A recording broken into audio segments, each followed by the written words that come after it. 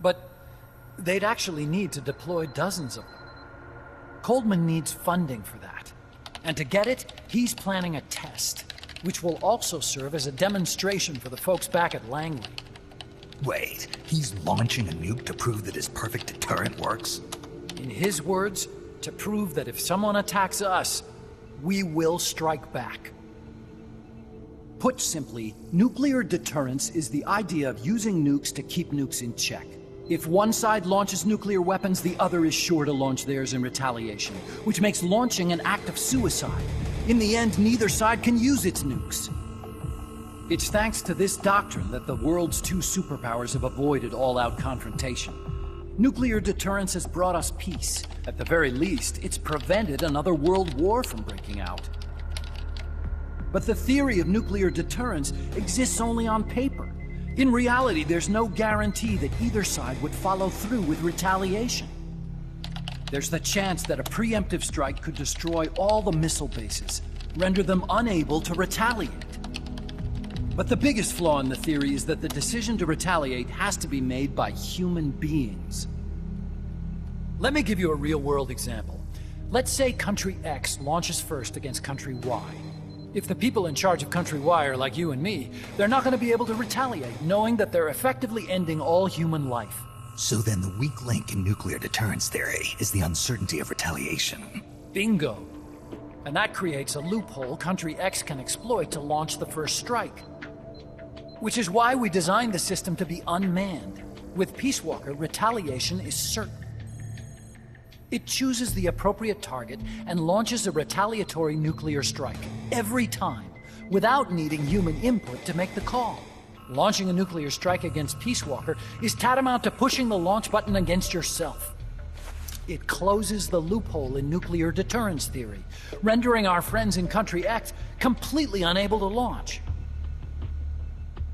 What Coldman is saying is that to achieve this goal, we need to demonstrate that retaliation will be carried out by a machine. He will launch his nuke.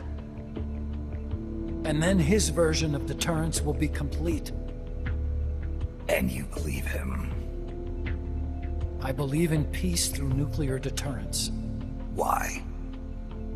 My father worked on the Manhattan Project. He put his whole life into that research. And all it created was this illusion of peace called deterrence.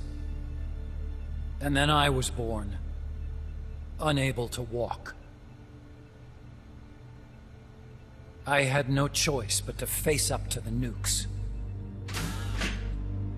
But if they do end up launching, it'll all have been for nothing. They've got to be stopped. Where'd they take the warheads? To a base near the border. The final test is 5 days from now. Where's the base? You're gonna stop them? It's kind of a hike. And besides, there's a surefire way to halt the project. You see, Peace Walker isn't quite finished yet. What do you mean? It's missing one last critical structural component. The AI. Its brain. The reptile pod, the electronic brain I was working on, can only follow commands like, go there, attack that. I guess you could compare it to the human cerebellum. But for nuclear deterrence to work, it must function in place of a human decision maker.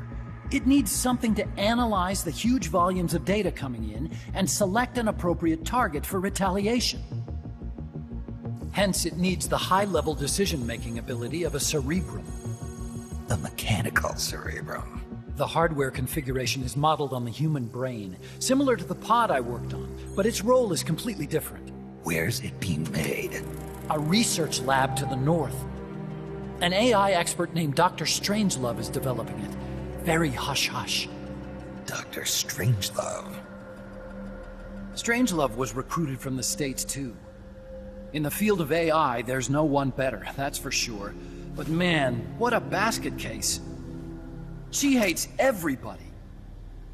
Go to the lab and destroy Peace Walker's cerebrum. I'm pretty sure they haven't finished the final calibrations yet. I'll lend you my ID card. It'll get you through security at the lab. Oh, and one more thing. What's this? A letter of recommendation? Yeah, it's from me to Dr. Strangelove. Don't read it, okay?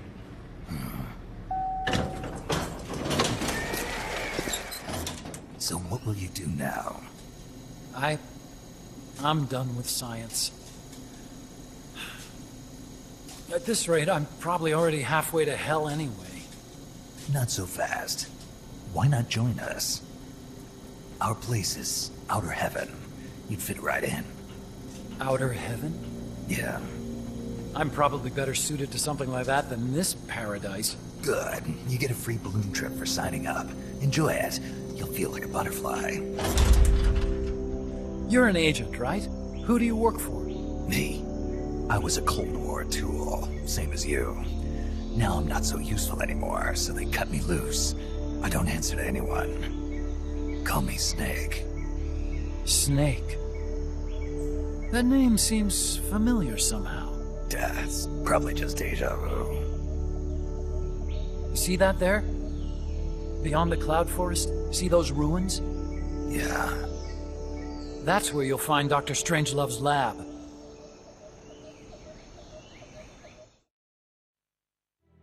Snake, the doctor's safe here with us. Huey, how are you feeling? Never better. This is quite the pad you've got here, boss. I'm impressed. Call me Snake. Whatever you say. Like it or not, everyone here calls you boss. By the way, if you're at all interested in improving your tech, by all means assign me to the R&D section. I'm pretty sure I'll be of some use. Once we have the necessary materials and blueprints, we can start work on that bipedal mech.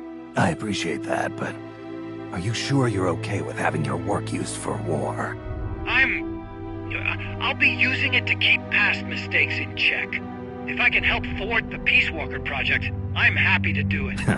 Deterrence theory, Huey style, huh? Anyway, if you need any intel on the enemy's weapons or electronic brains, contact me. I've been given my own frequency. Sounds good to me, Doc. I'll do that. Good. Whatever the means, you must put a stop to their plans.